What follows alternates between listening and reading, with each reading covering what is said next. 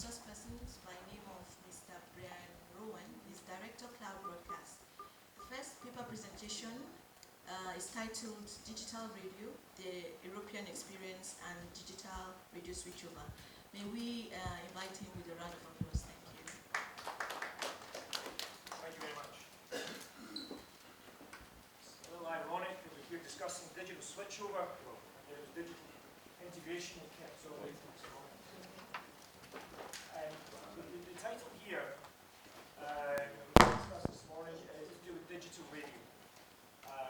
Over the last couple of days, I've been asked many times that we're discussing digital TV, and this idea of digital switchover is being thrown around. But the implication of digital switchover has really not been discussed in a radio context. So in terms of the pressing trends on our industry, I thought that it would be an interesting opportunity to go through some of the considerations of digital radio and to look at a couple of countries, specifically Norway and the UK, and what their experience has been so far for digital radio and digital radio switchover, and that should hopefully show some lessons or give us ideas of the right way or the wrong way, and I think we can draw some lessons and compare them to what the Nigerian experience should be or could be going forward. So I'd like to go through first just what digital radio actually means. It's very different from digital TV. What the consumer really has to gain from this, and what I'm calling the broadcaster's dilemma, also known as the chicken and the egg. What we need to look at for implementation, and as I said, we'll look at the case study for the UK and the case study for Norway. Look at the future of FM, because clearly that is our primary commercial broadcast medium for radio at the moment.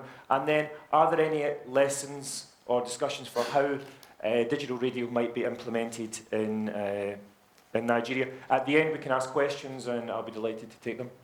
First of all, in terms of digital radio, there are several formats that apply to the term digital radio. Some of them are mass-scale transmission formats, and other ones are supplementary formats or optional formats. So first of all, I'll go through these. We have HD radio. Now, HD radio was developed from the US. It's a proprietary system from a company called Ubiquiti. And it is used widely in North America. So the US and Canada use this system. In order to be an HD radio broadcaster, you have to pay a license each year to the Ubiquiti company in the US. So that puts a small revenue implication on it. But it was one of the ones that was most interesting to the NBC when they first looked at it a number of years ago. That will actually use existing FM antennas, principally FM, well, it's possible the AM, but principally FM. And when you add digital exciters to an existing FM transmitter, you can carry an additional 2 to 3 channels, okay? So for every frequency we have 99.5, if we make it HD, we can add an additional 2 to 3 channels, and also the possibility to take some digital messaging, like traffic alerts or what have you, that can also be carried. Now, that would really mean that we could have 3 times as many channels as we have at the moment for radios, which would be a big increase. However, we need to take into account that almost every HD radio station in the world, the #1 channel is a simulcast of their FM, okay? So you'll duplicate your FM and your HD1 straight away. So you actually have 1 or 2 extra channels. So we need to consider the investment versus the return. So we can increase the number. So that's one, but the primary one being it uses existing technology. We have DAB and DAB+. These formats are popular in parts of Europe. The UK runs entirely on these formats. Also, Australia runs entirely on this format. Now, the sound quality for DAB can be very high. You can carry a lot of channels. I mean, you could have probably, with multiplex, it uses a multiplex system. So you have an entire network of transmitters to cover the geography. Then you use multiplexers.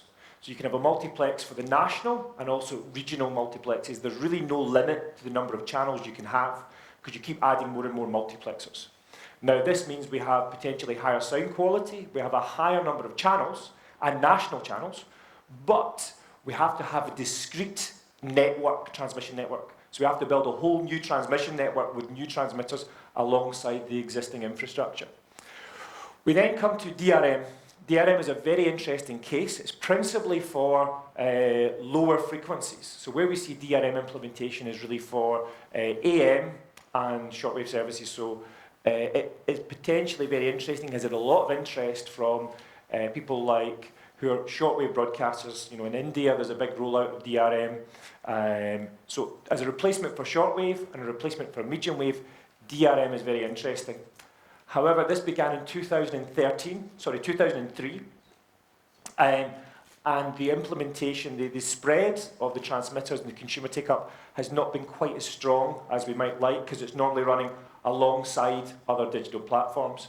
However, if we were looking to take Voice of Nigeria all over the globe with shortwave, this is really the only option for broad geographical coverage, you know, bigger than a country, really. This is the only one that we are looking at. And as I say, the fact that it can also run on existing transmitters with effectively a digital exciter added into that mix. Now, the next three are really not large-scale broadcast infrastructures exactly. They tend to be supplementary. So we have satellite radio, whereby in the same way you have a satellite receiver for TV, you can use the same for radio. We have a company in the US called Sirius, which is exclusively satellite contact. You buy a Sirius receiver, and you get a very high-quality radio content. It's very interesting, a very high number of channels. We have then digital television. So in the same way we have these set-tops coming out for digital TV, they really don't at the moment have enough digital content to fill them right now. And actually, as we'll go on to see, there's a lot of radio listening happens through digital TV.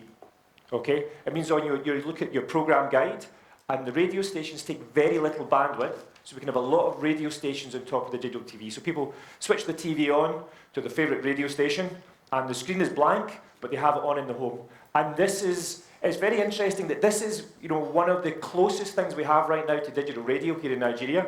So we shouldn't be dismissing this as the digital TV rollout happens, that we should find a space for radio on these platforms.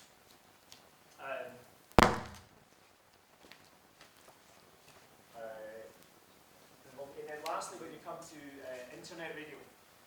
Is that me or you? Oh, there we go. We come to internet radio, which is obviously, I'm sure everybody has listened to the internet radio, and it's excellent because it's global. If you can have the smallest station in the world and you can stream, and the entire world can listen. Really have to find ways to get people to engage with internet streaming radio through apps, or now we have a greater number of receivers that can actually tune to internet radio stations. These receivers really start at somewhere around, you know, about $100, $150. But you can actually have physical receivers at the FM which you can tune to internet radio stations. And this, I think, from a Nigerian point of view, is an interesting way to reach the diaspora outside the country to actually look at internet radio. Okay, so we're going to ask about the consumer benefits. Because as we'll go on to see, digital switchover should be a consumer-driven process. It's not a technical process, you should be driven by the consumer. Now, we have potentially a greater choice of programming, and I've said here, especially for niche formats. So say, for instance, we had a very specific programming format. That might be a radio station for the Nigerian Football League. Okay? Now, it would be impossible in any city to have that radio station pay for itself from one city. I'm sure we would agree that that city would not survive. But if that station was available in every city across the country, if you could aggregate the advertising revenues, then that might be something of interest. So we can have these niche radio stations going for particular areas, particular demographics, and even potentially languages. You know, if you look at the different languages we have, there is no Hausa radio service in Port Harcourt. Yet there are a lot of Hausa speakers in Port Harcourt. So you could imagine a Hausa news channel that covered the whole of the country would have a lot of Hausa listeners in Port Harcourt, or Lagos, or anywhere else. So especially with the diversity of languages in Nigeria, we could see that full-time dedicated language stations, perhaps replicating the content but in local languages, could be something of real interest and a benefit to the consumer. We have the potential for greater sound quality. You'll notice here, I'm prefixing each one of these things with potential, because it does determine how we roll out this technology, what we prioritise. Because we can potentially, with, for instance, DAB, have the same sound quality from a radio as we have from a CD. Okay.